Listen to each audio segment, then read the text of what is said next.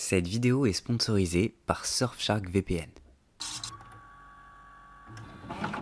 Pour la prochaine fois, on va retourner vers les bizarreries un petit peu expérimentales. Je vous propose de voter d'un côté pour le Rocky Horror Picture Show et de l'autre pour Donnie Darko. Au début des années 90, les frères Ethan et Joel Cohen écrivent simultanément deux scénarios. Le premier, c'est celui de Barton Fink, un film qui se plantera totalement au box-office, mais qui fera le début de leur gloire internationale en tant que grand cinéaste acclamé, après avoir récupéré la Palme d'Or, le prix de mise en scène et d'interprétation masculine au Festival de Cannes. Et oui, c'était une époque lointaine où un même film pouvait gagner plusieurs prix à Cannes. Le deuxième scénario, qui avance beaucoup plus lentement, c'est celui de The Big Lebowski. D'ailleurs, après avoir écrit 40 pages de script, les frères Cohen mettront le projet en pause. Ils vont attendre 7 ans avant de sortir ce film-là, et ils auront même le temps d'en sortir 2 autres entre-temps. Aujourd'hui, on parle d'un des plus grands flops cultes de la comédie américaine. Oh non. Oh, yes, Mr. Lebowski. Mais avant cela, petite parenthèse sur le sponsor du jour, Surfshark VPN. Un VPN, vous le savez sûrement, ça vous permet d'assurer votre sécurité et votre confidentialité en ligne, mais aussi de parcourir virtuellement le monde en un seul clic. Vous savez que sur la chaîne, comme sur mes articles écran large, j'adore vous parler de cinéma indien. Tenez, ma plus grosse claque de l'année, c'est Triple R de S.S. Rajamouli. Il est déjà dispo presque partout dans le monde sur Netflix, mais pas en France. Et c'est dommage parce qu'on n'a nulle part où le trouver. Vous avez donc la solution parfaite. Il suffit de changer votre emplacement virtuel et vous profitez du Netflix américain ou canadien. Et puis au passage, vous profitez du meilleur film de l'année grâce à Surfshark VPN.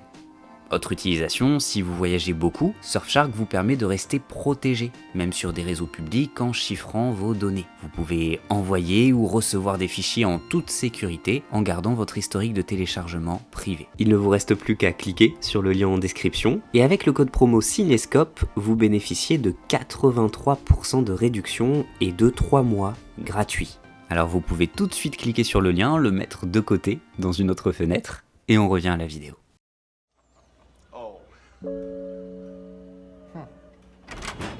C'est une anecdote connue par les fans, à l'origine du personnage iconique de Jeffrey Lebowski, alias le Duc ou le Dude, selon si vous êtes team VF ou VO, il y a Jeff Dowd, producteur de films et activiste politique, que les Cohen avaient rencontré à l'époque de 100%, leur tout premier long métrage. Surnommé The Dude, Jeff Dowd était une célèbre figure contestataire lors de la guerre du Vietnam. Mais Dowd, c'est avant tout une personnalité atypique et extravagante. Grand amateur de cocktails, notamment du fameux russe blanc qui revient très souvent dans le film, son look et ses mimiques sont copiés-collés par les Cohen. Au passage, la ressemblance est tellement frappante que les cinéastes lui ont tout de même demandé son autorisation avant de lancer le tournage, histoire de ne pas avoir de soucis avec la justice. Mais Lebowski est également inspiré de Peter Exline, un vétéran de la guerre que les Cohen ont rencontré par un ami commun. Exline était un grand amateur de softball. D'ailleurs, au tout début du script, il était prévu que le Duc soit un fan de softball. Et puis finalement, après réflexion, les Cohen se sont dit que le bowling serait quand même plus stimulant à mettre en scène. Pour enrichir encore l'inspiration des personnages, les Cohen ont rencontré en cours d'écriture le cinéaste John Milius. On retrouve pas mal de la personnalité de Milius, notamment son amour des armes, son esprit militaire, chez son acolyte Walter. Enfin, le personnage de Maud, incarné par Julianne Moore, s'inspire à la fois de l'artiste plasticienne Carolee Schneemann, dont l'œuvre ressemble beaucoup aux œuvres de Maud dans le film, et de Yoko Ono. Au-delà d'inspiration tirée de personnalités hautes en couleurs, les frères Cohen pensent The Big Lebowski comme un hommage au grand classique du film noir. Ils citent également les romans de Raymond Chandler, en particulier Le Grand Sommeil, adapté au cinéma en 1946 par Howard Hawks. It's Raymond Chandler's latest bestseller, The Big Sleep. What a picture that'll make. Mind if I look at it? Le schéma scénaristique est le même. On suit un personnage perdu qui va de rencontre insolite en rencontre insolite pour résoudre un mystère, retrouver une personne ou un objet. Cela dit, Ethan Cohen lui-même affirme dans les commentaires audio du film que l'histoire n'est pas importante pour apprécier le film. Il précise, le récit est secondaire. Je pense que si les spectateurs trouvent l'histoire confuse, ça ne les empêche en rien d'apprécier le film. Et effectivement, quand on parle de The Big Lebowski, on cite en priorité les performances, les dialogues cultes, la séquence musicale inoubliable, ou encore les personnages tous plus improbables les uns que les autres, pas tellement le scénario en lui-même. Une fois l'écriture totalement bouclée, les frères Coen trouvent sans mal des producteurs chez Polygram et Working Title Films. Et ça se comprend. Ces studios venaient tout juste de produire Fargo. Et en termes de jackpot, on parle d'un petit film, financé pour 7 millions de dollars, qui avait dépassé les 60 millions de recettes mondiales. Les frangins avaient la cote et se servent de cette force pour demander 15 millions de dollars de budget cette fois-ci. Certains choix de casting s'étaient faits dès l'écriture, notamment pour les personnages incarnés par John Goodman et Steve Buscemi. When you first read the script, what did you think? I thought it was hysterical. I was really jazzed that they sent it to me, and it's laugh out loud funny. D'autres rôles, en revanche, seront plus complexes à trouver. On ne peut tout simplement pas imaginer le duc Lebowski sans la performance culte de Jeff Bridges. Et pourtant, le tout premier acteur contacté sera Mel Gibson. Un Gibson qui est encore au sommet de sa carrière, alors qu'il sort notamment de Braveheart et qu'il vient de signer pour L'Arme Fatale 4. Il refuse catégoriquement ce projet et précise qu'il ne comprend même pas au le scénario et que le personnage n'est pas attachant. Casting encore plus difficile pour le Big Lebowski du titre, celui qui est campé par David Huddleston. De très nombreux acteurs ont rejeté le rôle. Marlon Brando, qui était pourtant le premier choix des Coen, refuse pour des raisons de santé. Gene Hackman, Robert Duvall et Anthony Hopkins, quant à eux, ne croient simplement pas au succès du projet. Pour le personnage de Bunny Lebowski, joué par une Tara Reid qui était au sommet de sa gloire, autrement dit une Tara Reid qui n'avait pas besoin de cachetonner dans les Sharknado, les frères Coen avaient tout d'abord pensé à une certaine Charlize Theron. Le tournage se passe relativement bien. Jeff Bridges montre immédiatement beaucoup d'enthousiasme pour son personnage. Il se le réapproprie au point de porter régulièrement ses propres vêtements à l'écran. Bridges dira s'être beaucoup inspiré de ses souvenirs des années 70 pour incarner le duc. Si le scénario a somnolé durant 7 ans avant d'être terminé, le tournage est bouclé en 11 semaines à peine. Il n'y aura aucun dépassement de budget majeur, le calendrier est respecté, tout va pour le mieux dans le meilleur des mondes. Le plus complexe sera probablement de s'ajuster au calendrier très serré de Julianne Moore. L'actrice était en plein tournage du Monde perdu et a tourné ses scènes en 2 semaines à peine. Comme souvent chez les Coen, les acteurs se voient attribuer une grande liberté quant à l'interprétation de leurs personnages et de potentielles improvisations. Right on the page, it felt like it was improvisation, improvisation right on the page. When we had a couple of weeks rehearsal and we did some improv to kind of get the life of the scene, but when they got down to shooting, because it was like it's like music, you wanted to put it right where the guys put it. Au final, on est sur un projet bien mené, lors duquel les cinéastes livrent leur montage final, ont une liberté de création quasi totale, avec au passage des cinéastes déjà confirmés, tant chez les critiques que chez le grand public, tout était là pour que le film cartonne. Sauf que, le 18 janvier 1998, The Big Lebowski est diffusé en avant-première au prestigieux festival de Sundance. Le film fait partie des plus attendus de l'édition, et là, c'est le drame. Le Toronto Star écrit « Il est difficile de croire que ce film est l'œuvre de l'équipe qui a gagné l'Oscar du meilleur scénario original pour Fargo l'année dernière. Il y a un grand nombre d'insanités dans ce film qui tentent vainement de masquer les lacunes de ses dialogues. Le ton est donné. » 1 mois plus tard, The Big Lebowski est diffusé à la Berlinale, et là encore, l'ambiance est globalement à la déception côté critique. Cette déception sera globalement confirmée lors de sa sortie en salle le 6 mars 1998. Aux États-Unis, l'accueil critique est même très mitigé. USA Today trouve que le héros est bien trop passif pour qu'on lui trouve le moindre intérêt, mais reconnaît des idées brillantes de mise en scène qui sauvent le reste. Le Guardian n'y voit que des idées aléatoires mélangées dans un sac et jetées aux spectateurs. Du côté du Daily News, on déplore un film fatigant, sans idées, qui ne fonctionne que de façon épisodique et décousue. Le Chicago Reader y voit même un film moralement élitiste qui méprise le monde entier en dehors de ses 2 personnages principaux. Si une partie de la presse ne s'y trompe pas et adhère directement, beaucoup reviendront sur leur avis quelques années plus tard, notamment Roger Ebert qui passera de 3 à 4 étoiles. Côté public américain, la réponse n'est pas mitigée, elle est simplement négative. The Big Lebowski sort en même temps que le film US Marshals avec Tommy Lee Jones, et il se fait rouler dessus.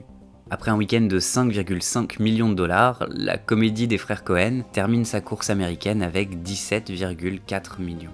Très loin des près de 50 millions récoltés par les Marshalls. Et l'arrivée de L'Homme au masque de fer la semaine suivante n'a pas non plus aidé à ce que le film s'illustre sur la durée. Au final, The Big Lebowski gagnera moins que Fargo, qui avait récolté 24 millions de dollars aux États-Unis, quand bien même ce dernier avait démarré plus lentement et avait surtout un budget 2 fois moins élevé. Au box-office national, l'échec est confirmé et le film disparaît rapidement des salles. Pourtant, le premier signe de succès viendra de l'international. Contrairement aux États-Unis, la presse étrangère est bien plus enthousiaste face au film.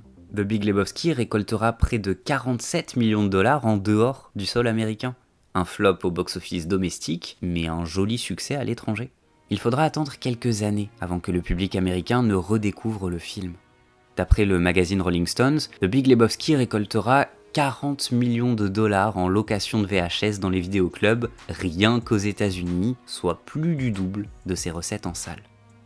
Phénomène underground qui éclatera plus tard auprès du grand public, le film a des adeptes tellement dévoués qu'ils vont même jusqu'à créer officiellement le dudéisme, pastiche de religion et de philosophie inspiré du Big Lebowski. Comme ça, je me demande tout le temps, que ferait le dude à ma place?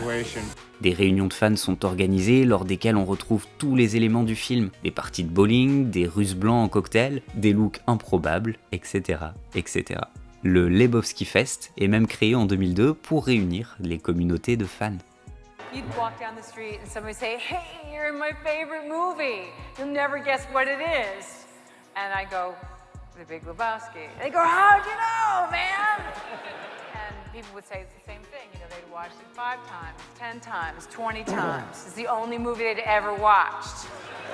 Au passage, vous êtes probablement passé à côté, comme le reste du monde, mais en 2019, l'acteur John Turturro a réalisé un spin-off du film, intitulé The Jesus Rolls, consacré à son personnage de Jésus Quintana. Et si j'ai un seul conseil à vous donner, c'est de continuer d'ignorer ce projet aussi étrange qu'inintéressant.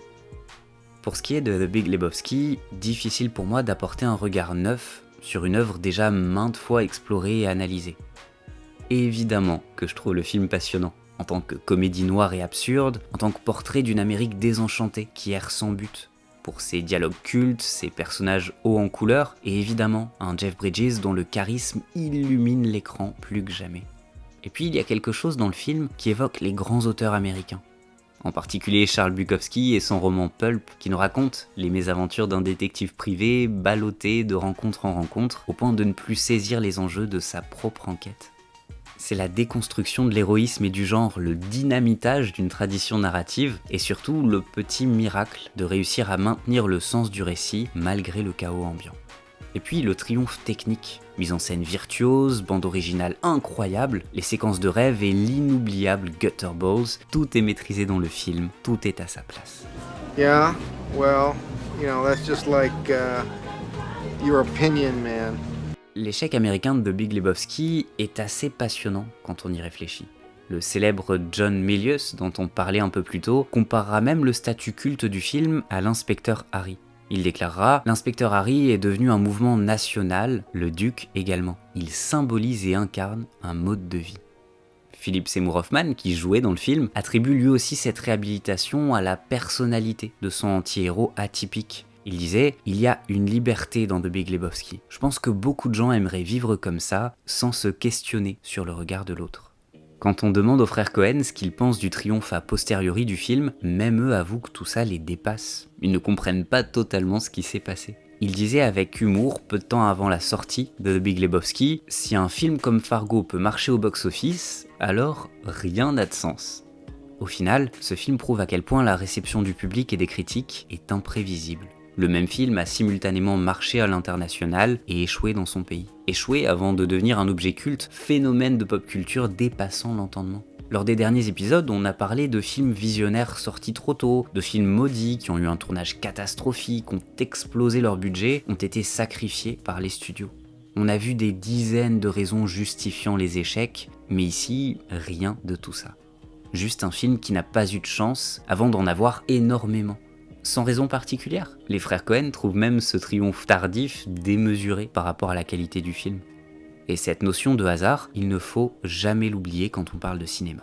L'art n'est pas une science exacte. Le box-office ne se cantonne pas à une formule prévisible. Ça me semble extrêmement important de répéter cette idée à l'époque des franchises interminables qui tentent de toujours capitaliser sur les mêmes idées, la même nostalgie. Est-ce que The Big Lebowski était plus étrange, moins facile à vendre qu'un Fargo, un Oh Brother ou un Burn After Reading ?